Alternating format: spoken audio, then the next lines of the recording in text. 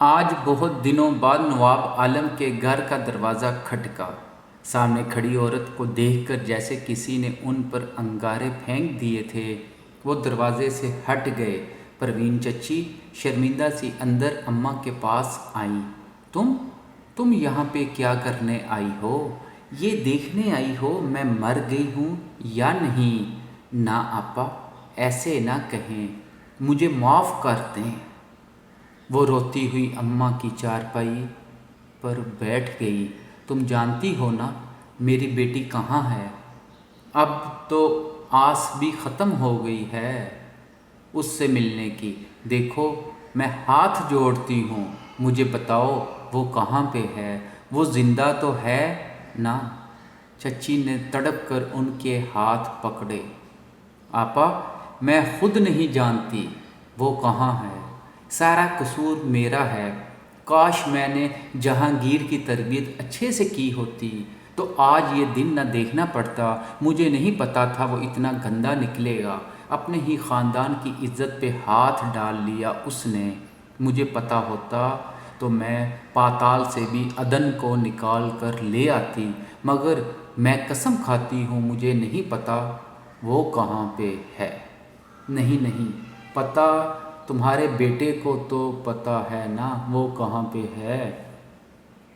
اماں کے کہنے پہ وہ دوپٹہ منہ پہ رکھ کر بھپک کر رو پڑی۔ آپا وہ اس قابل نہیں رہا کہ کچھ بتا سکے۔ میں نے اسے بہت مارا ہے، بہت پوچھا ہے اس سے، مگر وہ اپنے ہوش و حواس میں نہیں ہے۔ اپنے ابا کی وفات کے دن سے ہی وہ غائب تھا۔ 2 دن بعد نبیل کو کسی کا فون آیا کہ ایک گاڑی جہانگیر کو ٹکر مار کے گزر گئی ہے، وہ ہسپتال میں ہے۔ وہاں 1 ہفتہ رہنے کے بعد نبیل اسے گھر لایا ہے۔ ڈاکٹروں نے کہا ہے اس کے دماغ پہ اثر ہوا ہے، اوپر سے سر میں لگنے والی چوٹ سے وہ بالکل ہی ارد گرد سے غافل ہو گیا ہے۔ بس کر دیں چچی، آپ کی اس کہانی پہ مجھے بالکل یقین نہیں آیا۔ صحیح بتائیں کہاں چھپا بیٹھا ہے وہ نامرد؟ عبداللہ بیٹا میں سچ کہہ رہی ہوں، کون سی ایسی بدنصیب ماں ہوگی جو اپنے بیٹے کے بارے میں ایسی بات کہہ دے؟ وہ روتی ہوئی نواب عالم کے پاس آئی۔ بھائی صاحب مجھے معاف کر دیں، میں آپ لوگوں کی گنہگار ہوں۔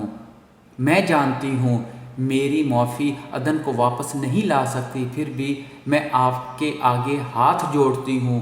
میر عالم آخری وقت میں بھی روتے ہوئے گیا ہے، خدا کے لیے اس کو معاف کر دیں تاکہ اس کی روح کو چین آ جائے۔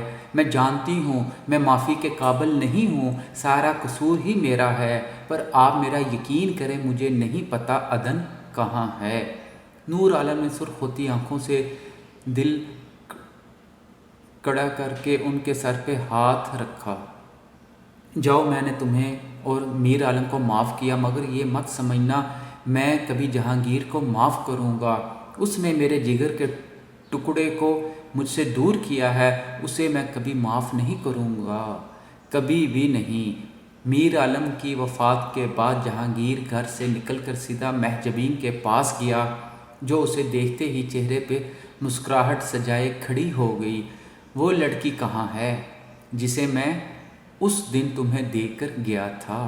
محجبین کے دماغ کی سوئیاں گھومیں، فوراً ماتھے پہ تیوری آ گئی۔ کون سی لڑکی؟ بکواس مت کرو میرے ساتھ، ابھی مجھے 10 دن نہیں ہوئے اسے یہاں چھوڑے، بتاؤ کہاں ہے وہ؟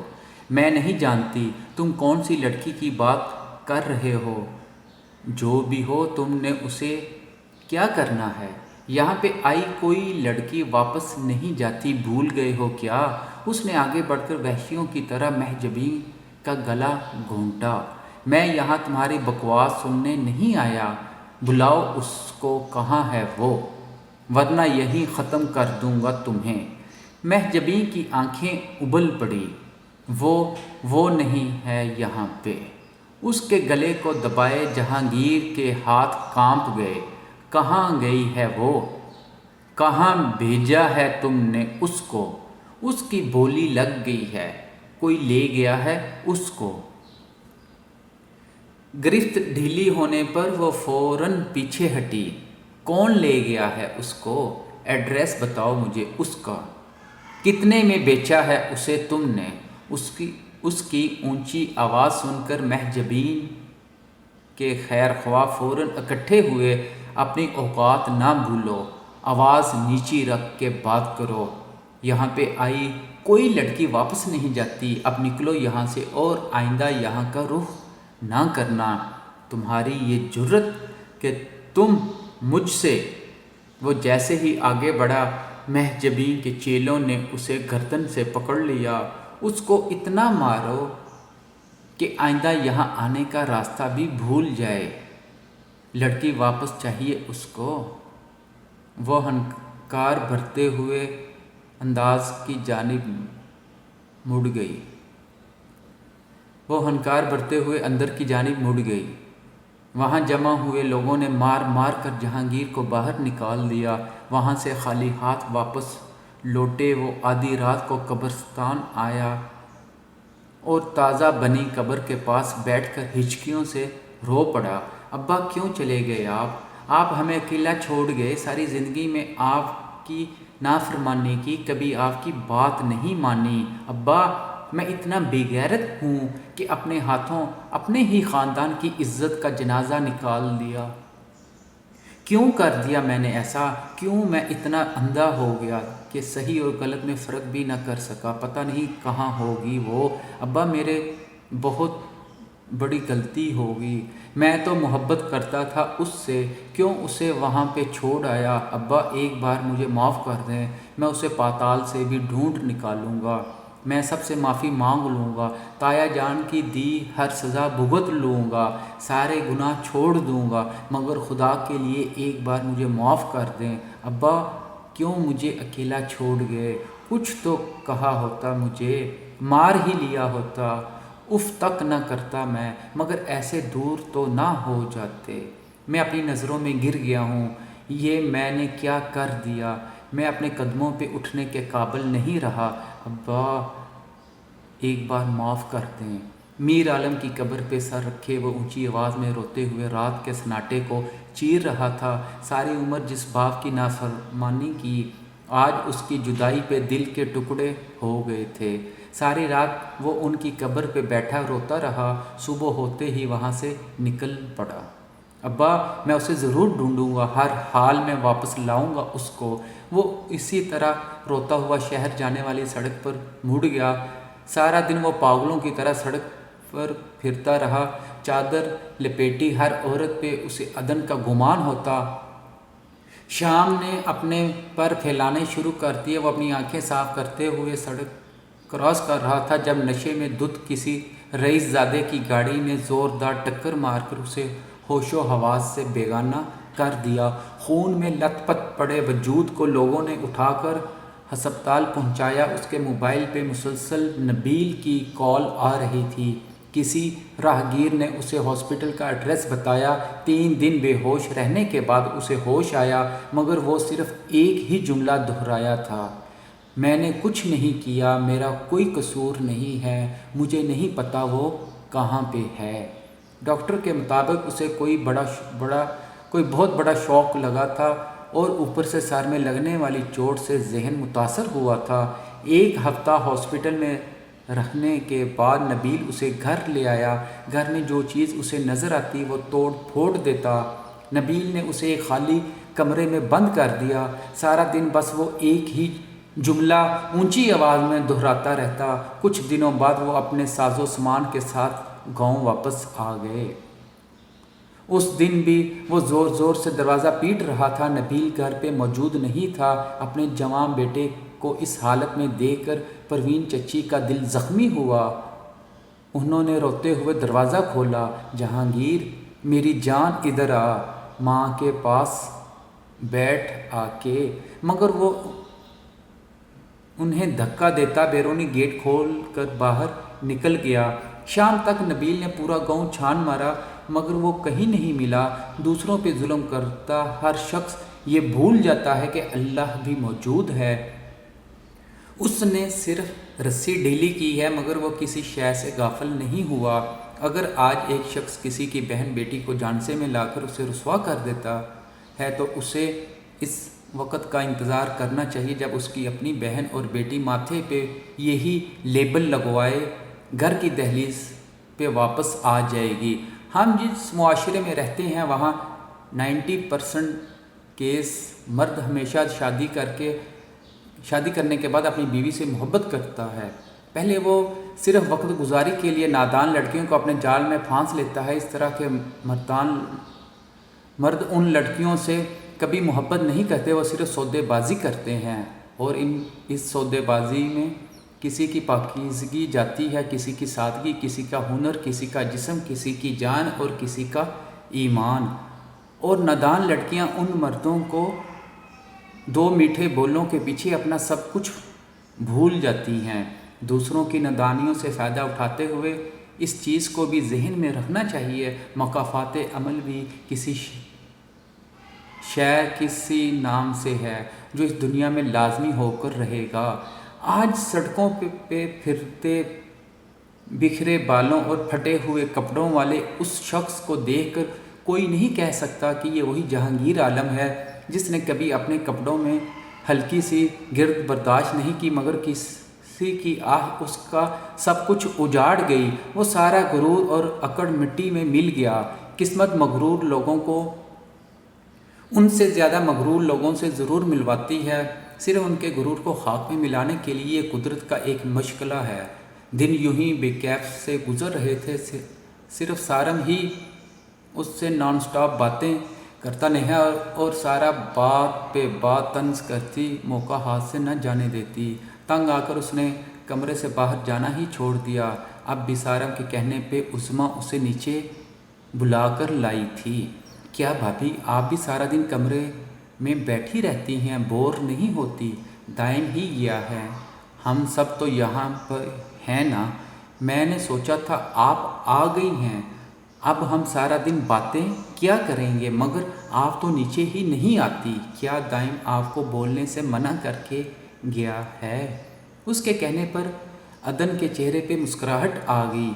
ये देखें, नेहा कितनी बार पूछ चुकी है, भाभी नीचे क्यों नहीं आती, मुझे उनसे दोस्ती करनी है। सर खा लिया उसने मेरा पूछ पूछ कर। कांटे से पाइनएप्पल मुंह में रखती नेहा ने उसकी बात का जवाब देना ज़रूरी नहीं समझा। हेलो नेहा, कैसी हो तुम? उसने मुस्कुराकर नेहा से पूछा। तुमसे तो अच्छी ही हूँ।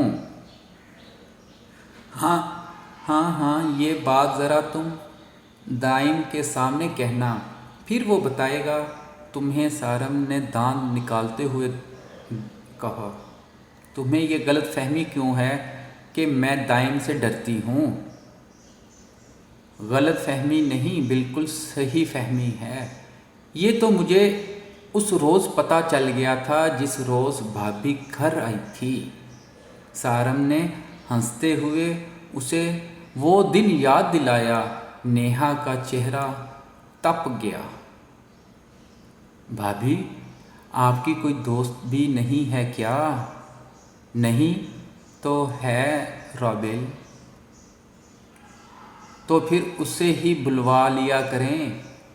इस तरह खामोश बैठने से मुंह में जाले भी पड़ सकते हैं। बल्कि लाएं, मुझे दें अपना फ़ोन, मैं ही उसे बुलाता हूँ। सारम ने कहते हुए उसके हाथ से फ़ोन लेकर राबी का नंबर मिलाया।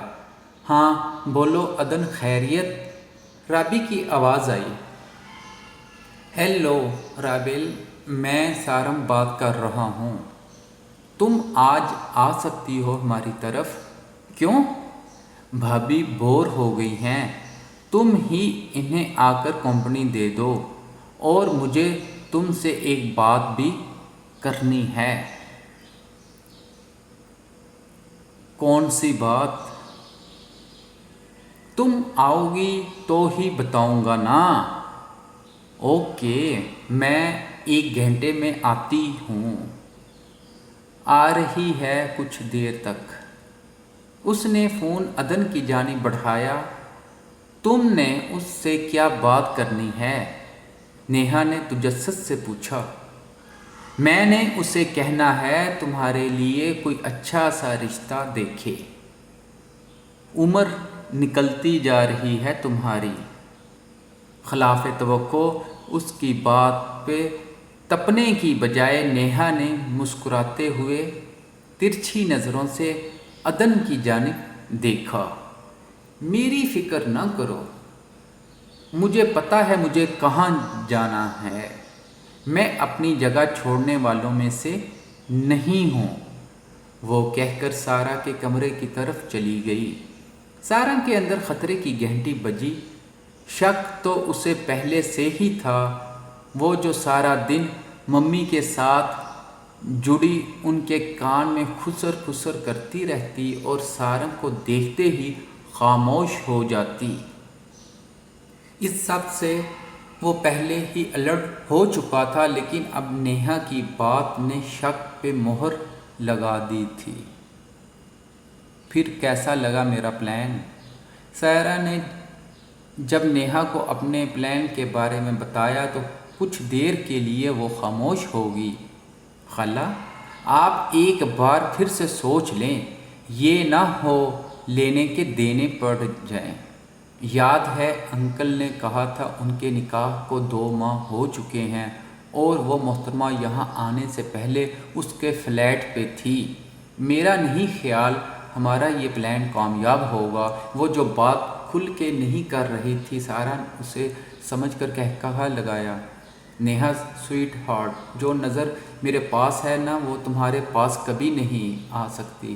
تم دیکھنا تیرا بالکل نشانے پہ بیٹھے گا۔ دائم نے آتے ہی اسے طلاق دے کر گھر سے باہر نہ نکال دیا تو میرا نام بھی سارا نہیں۔ اس گھر میں صرف اور صرف تم آؤ گی، تمہاری جگہ میں کسی کو لینے نہیں دوں گی۔ سارا کی بات پہ نیہا نے ان کے گلے میں بازو حائل کی ہے۔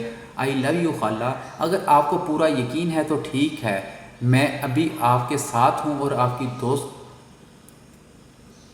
کر دے گی نا وہ کام، یہ نہ ہو وہی منع کر دے اور سارا پلان چوپٹ۔ میرے بہت سے احسانات ہیں اس پہ، یہ ہو ہی نہیں سکتا وہ سارا طلال کو انکار کر دے۔ خالہ وہ سب تو ٹھیک ہے، مگر دائم کیا وہ یقین کر لے گا؟ نیہا نے ایک اور پہلو اٹھایا۔ کیوں نہیں کرے گا؟ جب ثبوت اس کے ہاتھ میں ہوگا خود بخود یقین آ جائے گا۔ اب تو آنکھیں ترس گئی ہیں وہ سین دیکھنے کو۔ سارا ساتھ ساتھ ناخنوں پہ نیل پینٹ کے مختلف شیڈ کا کوٹ کر رہی تھی۔ چلو ابھی سے ریڈی ہو جاؤ، طلال کے آنے سے پہلے ہم نے واپس آنا ہے، تب تک میں بھی تیار ہو لوں۔ ان کے کہنے پہ وہ فوراً خوشی خوشی تیار ہونے چل دی۔